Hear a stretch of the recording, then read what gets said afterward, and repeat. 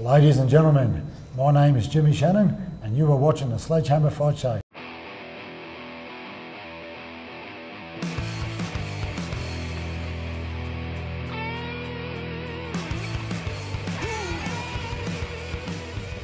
Today we have a show that's going to absolutely super kick your screens as we talk to kickboxing legend Steve Super Kick Vic.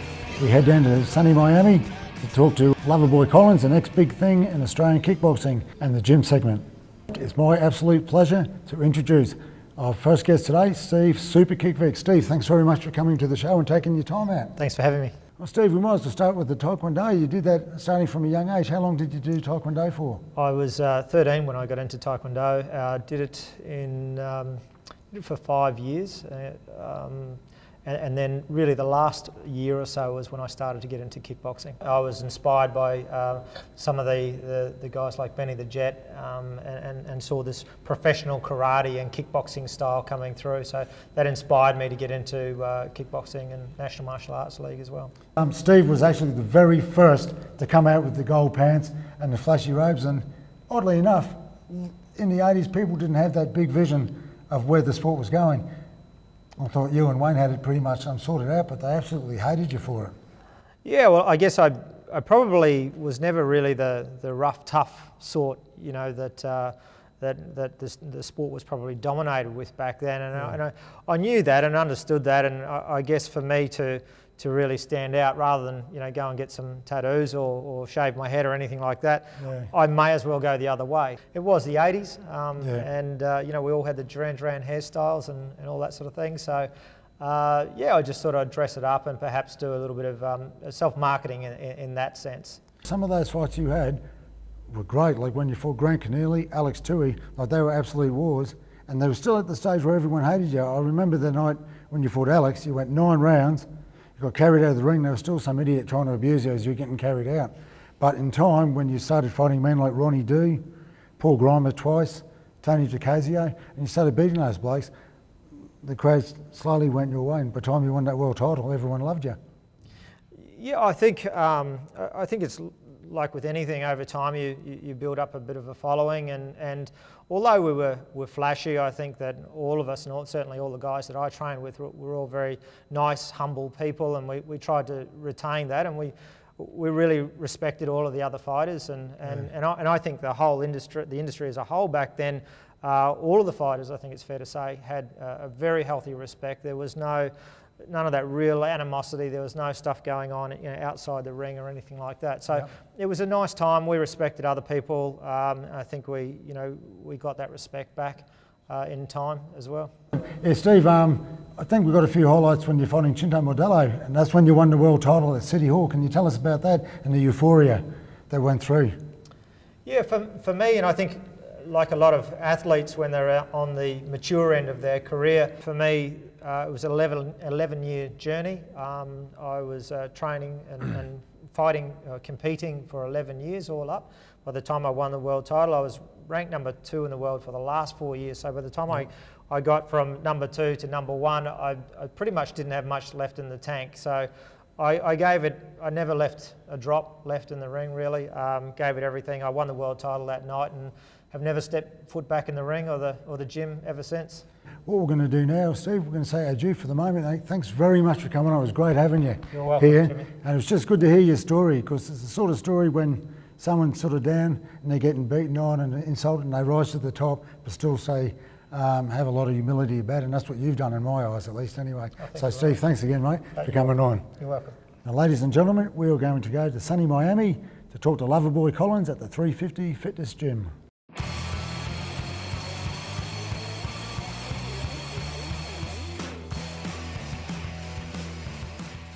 Okay, standing with me today, just fresh after workout in preparation for his fight on April the 12th, we have the next big thing in Australian Muay Thai, the Loverboy, Chad Collins. Chad, thanks for taking a bit of time, mate. You're working the back pretty hard over there. I'm glad I'm on your good side, mate, I can tell you that. How are you feeling for your fight? Yeah, I'm feeling good. There's been a good prep and just working away, doing a lot of mental work as well, as much as fitness and everything. He's pretty tricky, Chad. He's one of those fighters, he's got he's got style and he's got balance and poise, but he's got a pretty level head too. What I've noticed with you, you have the ability to pick your time when you throw your techniques now. Is that sort of due to training with Clayton now? Yeah, that's definitely what it is. Dad taught me what he could teach me, and he passed me on to Clayton, and Clayton's teaching me to slow, think, wait, not always rush and attack. He won't get tunnel vision and just hunt the head or anything. Like he might hurt the head, then chop the leg, then come to the body, and yeah, then spin off with an elbow, and then an axe kick might appear out of nowhere. Jade, once again, thanks for taking your time, man. Australia, keep out for the Loverboard, mate. He's coming to get you.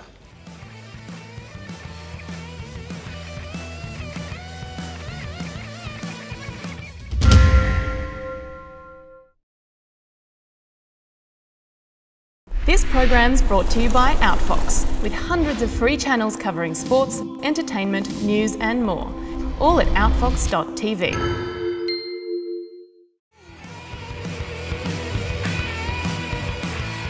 I'd like to introduce a couple of more guests today. On my direct left we have Dominic Delaney, and then we have Dale Richards.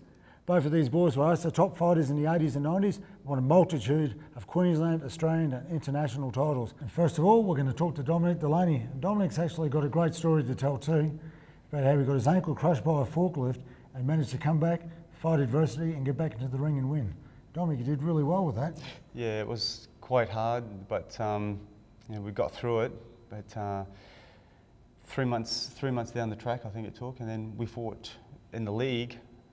With Queensland versus New South Wales was a kickboxing match, and against Robert Murdoch. But they only had 2 weeks really of preparation, and yeah, went from there. Dale, you also had a great career, culminating in a great win for the Intercontinental title. Can you tell us about that fight? Maybe that was about 1995. I fought a German champion. Was on a Bob Batwin promotion. He was a German kickboxing, karate and boxing champion, so my preparation was pretty intense, and I ended up winning the fight, second round, kick knockout, down the Gold Coast.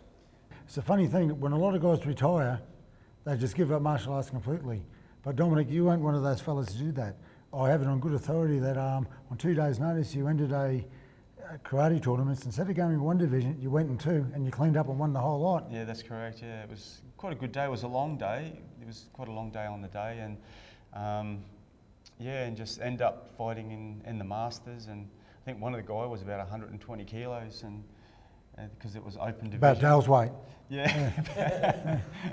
And yeah, it turned out really, really good. I think there was about 5 people in each division, and ended up taking that.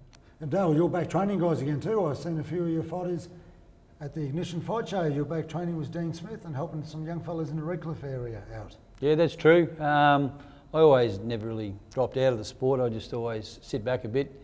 But yeah, I help Dean Smith up at Burpengary at the local MDT gym, and you know, private lessons, you know, in the background as well. But we're always keen to train a fighter. If they want to learn, come on down. Dale, thanks for taking your time out for talking to us. It's really good to have you and Dominic on the show. Dominic, thank you very much. What we're going to do next, ladies and gentlemen, we're off to the Fortitude Boxing Gym, owned by Steve Della, for the technique workshop.